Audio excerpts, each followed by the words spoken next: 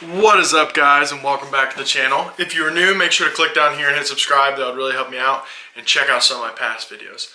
But as you can see, I got this sweet mustache now, so it has been a while since I filmed a video, and I'm just getting around to filming this video about recovering my buck because, like an idiot, I packed my camera away before I even got the shot on camera, which kind of stinks, but I would rather have my buck tag filled than not at all.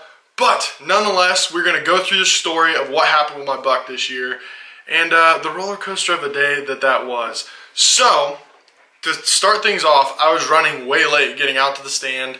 And I mean, I probably got out there, I don't want to say right when daybreak was cracking, but it was pretty freaking close. Like, it was still dark when I was completely set up, but I was probably only in the stand for like 20 minutes before first light and legal shooting light came in. So that tells you how late I was running.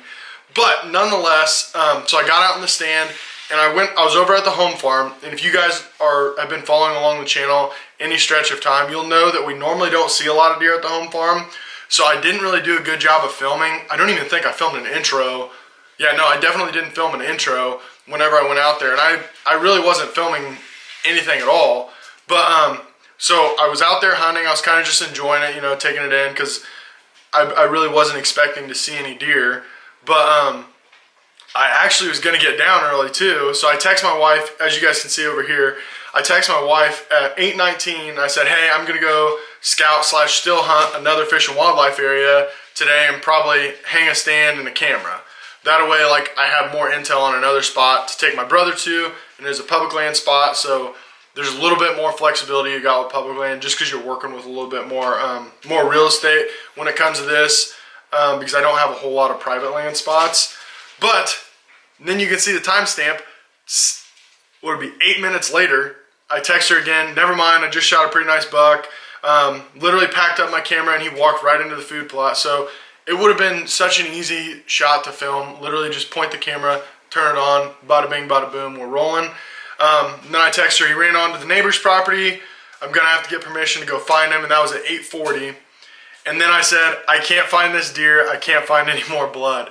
So he was pumping really good right out the gate. And I was like, it was like one of those blood trails. Like, as you're walking behind it, you're like looking up like, man, where's this deer? Because he was just dumping out the whole way. And then the further I got, the worse I felt. I was like, man. And the worst part was, didn't have it on camera, so I couldn't roll the footage back and be like, okay, well, I hit him a little far back, or I hit him a little bit far forward. But it felt like a good shot. I really took my time. I settled in. He was quartering away, so I just tucked it right behind that last rib. And the shot was a surprise. Cut loose great. But then the last blood that I found was at about like 250 yards. There's Ajax. But this was a picture of the last blood that I found. And it was just pin drops, and I was on my hands and knees. I searched for this deer for like 3.5 hours before I actually ended up just saying, okay, I mean, he must not be dead, or I don't know where he is, just because I couldn't find him anymore. So I call Amanda, I tell her what's going on. She's like, hey, keep your head up. You never know, you might still find him. And so then I called the landowner that I hunt their property. I called their son and was talking to him, and I sent him pictures on Onyx of like the trail of where he was going where the blood trail was going. And he was like, man, you really ought to call the other landowner on the adjacent property and see if you can go walk the property with him, and you never know, maybe he piled up on his property. But in order to get to there, it would have been like a 700 or 800 yard run with that this dude would have had to make with a hole in his chest. But so I ended up reaching out to that landowner. I talked to him. He was super cool, super nice. I ended up meeting up with him over at his place. And when I got there, I called him, told him I was there. And then he actually pulls up on his Ranger from the direction that I told him the deer was running. And so I guess he was already looking before I even got there. So I talked to him, showed him the pictures, showed him the video, told him what happened, told him I felt really good about the shot. And he was like, yeah, dude, that deer is definitely dead. Sometimes those holes can get plugged up, but I think we'll find him. I definitely think he's expired. So I got on his Polaris with him. We rolled down there, and there's a river on the edge of his property. So that's why my neighbor's son thought that he might have ran to that river just because I don't know why. I'm sure there's some science behind it, but typically when you shoot a deer and it's near a river, they like to die near water for some reason or another. Like I said, I'm not a wildlife biologist. I have no idea why they do that. But nonetheless, so we go down there, and I kid you not, we might have looked for like 20 minutes, and then we found this deer. So it's like, it was a relief, but literally the whole day was just a roller coaster of like, holy crap, am I gonna find this deer? And I was just beating up myself because like, I've obviously had problems with bucks in the past. Last year, I grazed that buck because I aimed too low. And this year I was having trouble finding my buck as well. But nonetheless, we ended up getting him, got my tag filled, super pumped about that. But yeah, so we'll go ahead and cut to a clip of me with the deer, and we'll finish up the video.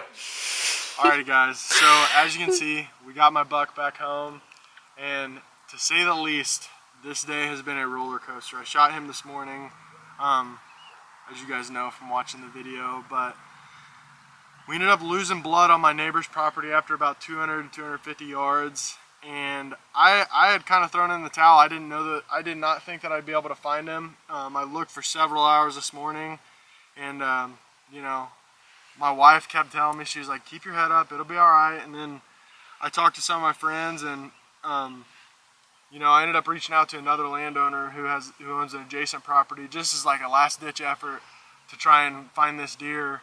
And I got a hold of him, went over to his place, talked to him, and showed him the blood. And as you guys saw, I mean, that was really good blood. It was heart blood, and I don't know what happened. He just ended up getting plugged up, and nonetheless, you know, I was losing blood, or I lost his blood trail.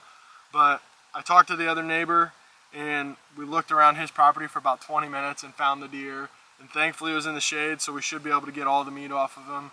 And it's been pretty cool today as well, so that is also working for us. But nonetheless, I am very happy with this deer. It was a roller coaster all day, and to say the least, I feel very blessed that I was able to find him. And man, I was praying real hard. My wife was praying and hoping that we would find this deer, but nonetheless, we finally found him. We finally got him back home, and I could not be happier. He's a nice little 8-point, not a massive deer, but I told myself this year that I was going to be a little bit less picky, and I was going to shoot the first nice deer that I saw, and he fit that criteria. But nonetheless, he's here at the house, and man, oh man, I cannot tell you how happy I am to finally fill a buck tag. But unfortunately, I didn't get it on camera, but that's okay. It happens, and hopefully we can get the next buck on camera. But nonetheless, I still have a doe tag. I'm gonna try and go down south and fill that on some federal land. But it's been an awesome season so far, and I couldn't be happier. But like you guys can see, so he was quartering away when I shot him, and these animals are crazy tough because he ended up going like 400 or 500 yards, and I actually hit him through the heart. Like I cut the top of his heart and got him in both lungs. So I have no idea how he ran as far as he did, but these animals are crazy tough. But here he is, and I'm happy with him. So I hope you guys enjoyed this video. I know it's not, you know, a regular hunting video. It's more of a story time video, but I didn't really do a lot of filming today just because it was a pretty rough day for me. But here we are, and I got the deer. So I hope you guys are having a good season, and stay tuned. I'll be figuring something out so I can still be getting hunting content for you guys. So anyways, stay tuned, and I'll see you guys in the next one.